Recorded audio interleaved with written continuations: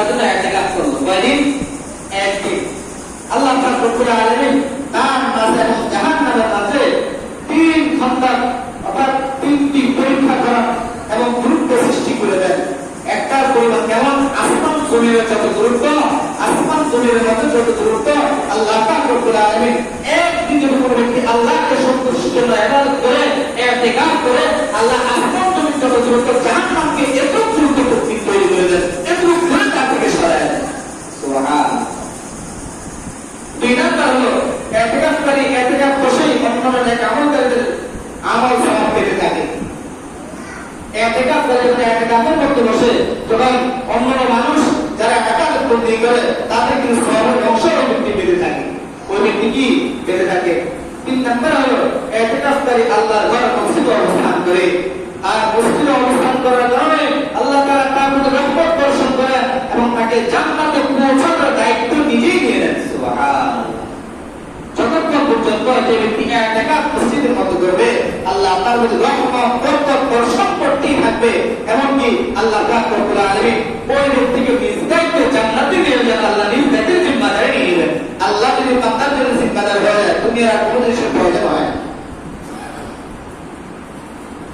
হাদিসের মধ্যে আল্লাহ রাসূল সাল্লাল্লাহু আলাইহি ওয়াসাল্লাম বলেন, আল মাসজিদু বাইতু কুল্লি তাকিয়্যিন ওয়া তাকাফফারু আল্লাহু লিমান কানা আল মাসজিদু বাইতাহু বির-রাহমি ওয়ার-রাহমা ওয়াল জাওয়ারি আলা সিরাতি ইলা রিদওয়ানিল্লাহি ইলাল জান্নাহ।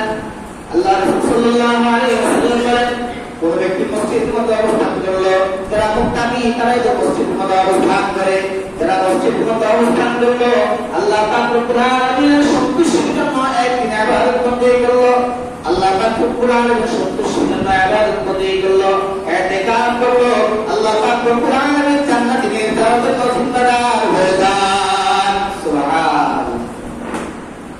4 নাম্বার হলো ইতিকাফকারী সব সময় নামাজের স্থানে থাকে এবং নামাজের জন্য অপেক্ষমান থাকে।